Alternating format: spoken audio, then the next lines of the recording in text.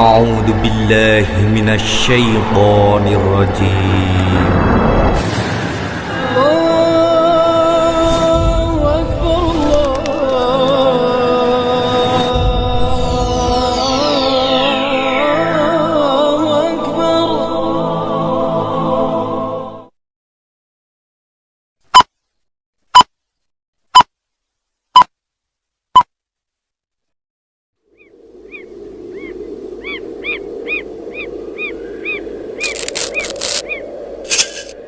Alhamdulillah, serat tanaman ini bila dikeringkan, bisa dianyam dan dijadikan pakaian.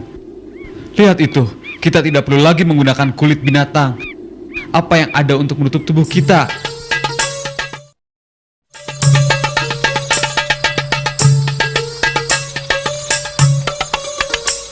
Anakku, perhatikan itu. Itu adalah bintang biduk. Itu bintang sebagai tanda untuk menentukan arah. Lihat itu bintang kejora.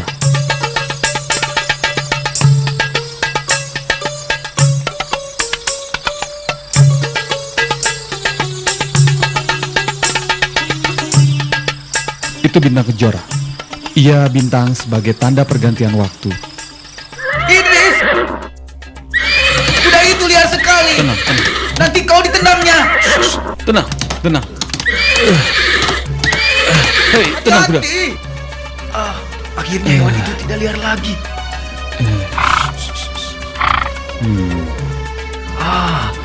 Hebat. Hewan itu jinak. Saudaraku, dengan menjinakkan kuda ini, tentulah banyak manfaat yang bisa diambil darinya. Dengan kuda ini, kita bisa mengangkut tabung-tabung bambu air yang telah kita isi air lebih banyak lagi. Juga meringankan tugas-tugas kita untuk mencari hasil hutan yang lebih jauh tanpa terlalu lelah.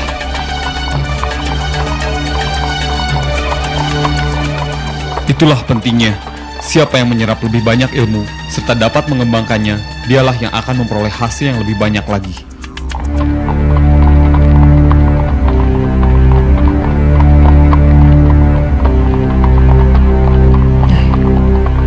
Apa yang sedang mereka lakukan?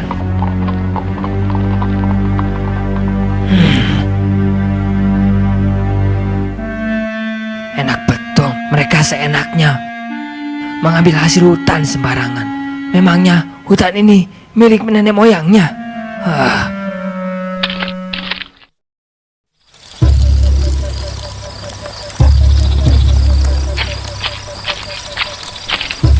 Saudara-saudara, lihatlah perbuatan Idris. Mereka dengan mudahnya membawa hasil alam kita. Kalau kita biarkan, semua alam dan hasilnya akan mereka kuasai. Kaum ini tidak bisa dibiarkan. Kita adalah keturunan Kabil, putra tertua Adam. Jadi, sudah sepantasnya kitalah yang berhak atas semua hasil alam ini daripada mereka. Setuju sekali. Ya. Lalu apa yang harus kita lakukan selanjutnya? Mulai sekarang kita cegah usaha-usaha mereka kalau mereka tetap melakukannya.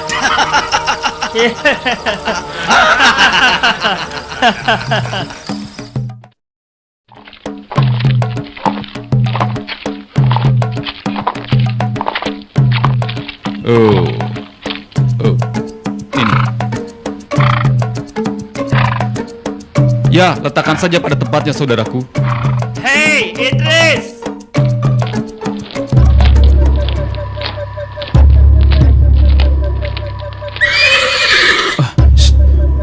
Kudaku, kenapa kau panik?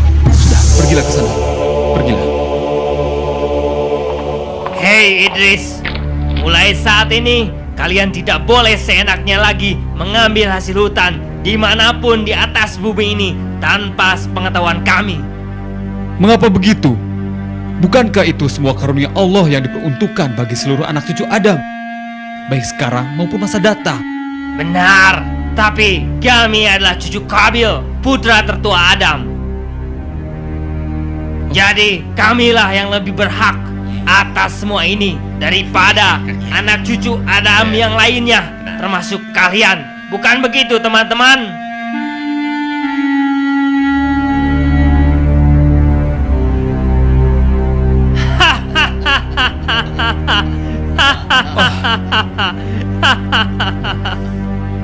Hei Idris, kau ini keturunan Sis, anak bungsu Adam. Sedangkan kami keturunan Kabil, anak sulung Adam. Aku harus meluruskan ini, karena sungguhnya kami ini bersaudara, baik sekarang maupun masa datang. Kamilah yang lebih berhak mengelola dan menguasai bumi ini daripada kalian. Cepat ambil hasil hutan itu. Jangan, itu milik kami, itu bukan hak kalian. Cepat ambil. Ayo. Hei Idris, tiap hari kalian harus menyediakan makanan untuk kami. Kalau tidak, kami akan bunuh kalian semua.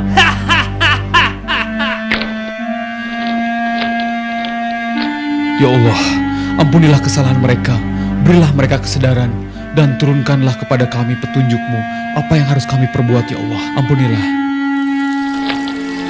Wahai saudaraku, Idris, saudaraku sekalian, berhentilah berbuat munkar, karena itu adalah jalan yang sangat sesat. Kembalilah ke jalan Allah dengan mematuhi syariat yang diajarkan oleh Adam dan Sis. hei Idris, hentikan ocehanmu itu. Bicaramu ngawur.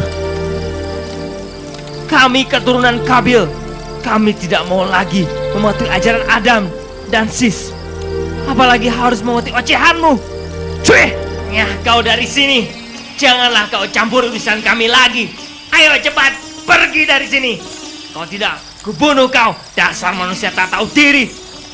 Hah, cuy. Kaumku, aku adalah utusan Allah. Persetan dengan semua itu. Ingat, jangan coba-coba kau mengganggu kemauan kami kalau kau masih sayang nyawamu. Kecuali kau punya banyak nyawa. Hati-hatilah. Ingat pembalasan kami.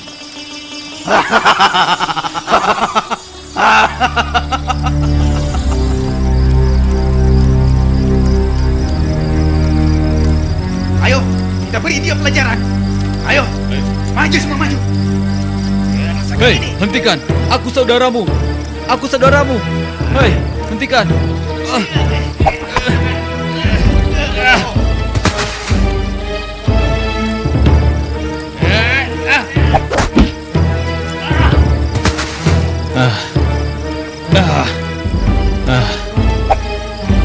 Sadarlah kalian. Sadarlah saudaraku.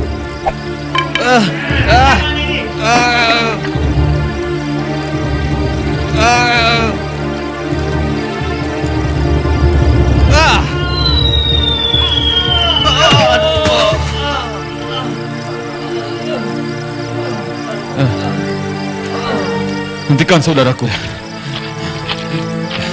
Dengar, sudah kuingatkan pada kalian, tetapi kalian tetap membangkang. Apabila kalian tetap membangkang atau melakukannya, maka kami akan perangi kalian.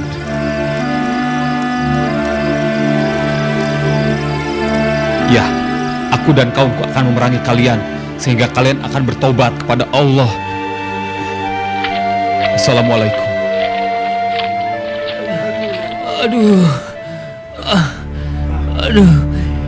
Ia terlalu kuat bagi kita.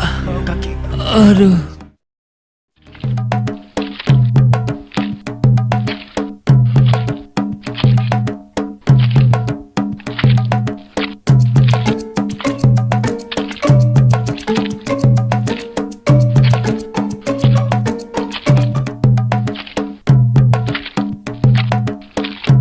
Itu Nabi Idris, ayo kita temui beliau.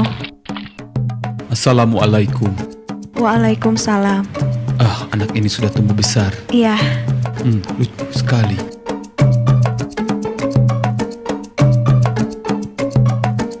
Allahu Akbar.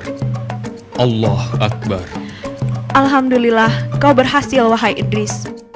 Kau berhasil menyelamatkan hasil panen kita. Karena kegagahan Idris dalam memerangi orang-orang yang durhaka kepada Allah, kita beri dia gelar Asadul Usud, yang artinya singa dari segala singa. Ya, Asadul Usud. Setuju, ya. Setuju. Wahai kaumku, kita harus melakukan amar ma'ruf nahi mungkar, yang artinya berbuat baik dan menjauhi perbuatan jahat, serta taat kepada Allah, serta beribadahlah kepada Allah. Bebaskan diri dari azab Allah, azab di akhirat, dengan beramal saleh.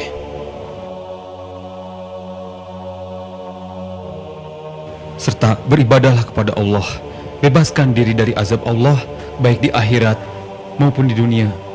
Dengan beramal saleh, hiduplah sederhana di dunia ini, dan berlakulah adil terhadap sesama manusia.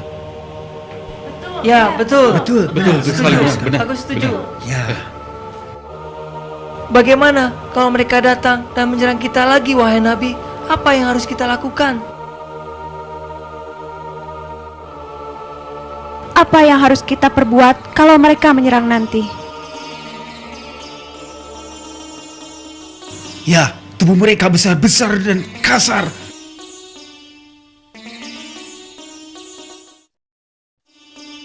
Jangan khawatir wahai kaumku, kita harus bersatu, kita harus bersama-sama melawan mereka. Kita bangun pagar-pagar yang kokoh sebagai benteng pertahanan yang sangat berat.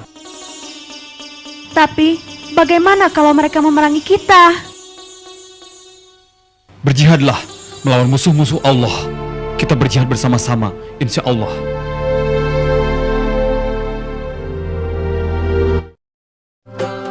Akhirnya peperangan pun terjadi. Selain menjadi seorang nabi dan rasul, Nabi Idris juga merupakan seorang panglima perang. Beliau berperang dengan gagah dan berani sehingga mendapatkan julukan Asadul Usud, yang berarti singa dari segala singa, karena tidak pernah berputus asa dalam menjalankan tugasnya untuk memerangi kejahatan. Nabi Idris adalah ahli strategi yang sangat pintar, sehingga beliau dan pasukannya selalu dapat memenangkan berbagai pertempuran.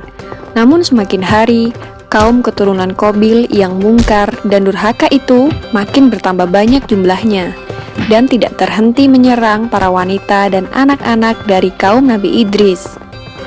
Maka Allah Subhanahu wa Ta'ala memerintahkan Nabi Idris beserta kaumnya untuk berhijrah dan meninggalkan negerinya untuk menuju tempat yang lebih aman. Demikianlah kisah Nabi Idris alaihissalam yang tiada henti berperang dengan kaum keturunan Qabil. Nama Nabi Idris diabadikan di dalam Al-Quran dalam surat Maryam ayat 56 dan 57. Semoga kisah ini dapat mempertebal iman kita kepada para nabi dan Rasul Allah Subhanahu wa Ta'ala. Amin ya Rabbal Alamin. Yang diangkat ke langit selain Nabi Isa alaihissalam. Pemirsa beriman, Nabi dan Rasul merupakan manusia pilihan Allah Subhanahu wa Ta'ala untuk menerima wahyu dan wajib menyampaikannya kepada kaum mereka masing-masing. Dahulu, setiap zaman memiliki utusan masing-masing, mulai dari Nabi Adam alaihissalam hingga berakhir pada kepemimpinan Nabi Muhammad SAW. Nabi dan Rasul pada dasarnya adalah manusia biasa ciptaan Allah, dan mereka juga akan mengalami kematian layaknya manusia pada umumnya. Namun, juga terdapat para nabi yang memiliki keistimewaan lebih di mata Allah Subhanahu wa Ta'ala dengan diangkatnya jasad mereka ke langit. Mungkin selama ini kita mengetahui bahwa hanya Nabi Isa alaihissalam lah yang tidak ditemukan jasadnya di muka bumi ini, karena jasadnya diangkat oleh Allah Subhanahu wa Ta'ala ke langit. Namun ternyata bukan hanya Nabi Isa alaihissalam, terdapat salah satu nabi lagi yang jasadnya diangkat oleh Allah ke langit, dan hingga kini tidak ditemukan jasadnya di bumi. Siapakah beliau dan mengapa Allah Subhanahu wa Ta'ala mengangkatnya ke langit? Kali ini tim Berita Islam yang akan memaparkannya untuk Anda. Dia adalah Nabi Idris alaihissalam, salah satu nabi yang mendapatkan kedudukan yang tinggi di hadapan Allah Subhanahu wa Ta'ala. Sebagaimana firman Allah Subhanahu wa Ta'ala yang artinya, "Dan ceritakanlah Muhammad kisah Idris di dalam kitab Al-Quran. Sesungguhnya dia seorang yang sangat mencintai kebenaran dan seorang nabi, dan kami telah mengangkatnya ke martabat yang tinggi." Quran Surah Maryam ayat 56 hingga 57. Salah satu maksud dari kata tinggi dalam ayat tersebut adalah sebuah tempat yang sangat tinggi, sebagaimana argumen terkuat dari para ulama, dan kemudian dikatakan bahwa Allah Subhanahu wa Ta'ala mengangkat Nabi Idris alaihissalam ke langit atau ke surga. Hal ini dikuatkan pula dengan peristiwa Isra Mi'raj, di mana disebutkan dalam riwayat dari Anas bin Malik radhiyallahu anhu dalam Sahih Muslim bahwa ketika Rasulullah Shallallahu Alaihi Wasallam memasuki pintu, beliau bertemu dengan Nabi Idris alaihissalam yang menyambutnya dengan hangat serta mendoakan kebaikan bagi Rasulullah Shallallahu Alaihi Wasallam. Sedangkan menurut Ka'ab, kala itu malaikat pencabut nyawa mendatangi Nabi Idris alaihissalam. Kemudian Nabi Idris mengajaknya bicara hingga malaikat menunda pencabutan nyawanya. Lantas malaikat maut itu pun membawa Nabi Idris alaihissalam ke langit dengan kedua sayapnya. Sesampainya di langit keempat, malaikat maut pun mendapat perintah dari Allah Subhanahu wa taala untuk mencabut nyawa Nabi Idris alaihissalam di tempat tersebut. Wallahu a'lam bishawab. Terlepas dari bagaimana kisah Nabi Idris alaihissalam diangkat ke langit, terdapat hal yang perlu kita pertanyakan, yaitu mengapa Nabi Idris alaihissalam diangkat jasadnya ke langit, namun tidak melalui kematian dengan didapati jasadnya dan dikubur, seperti halnya para nabi dan rasul yang lain.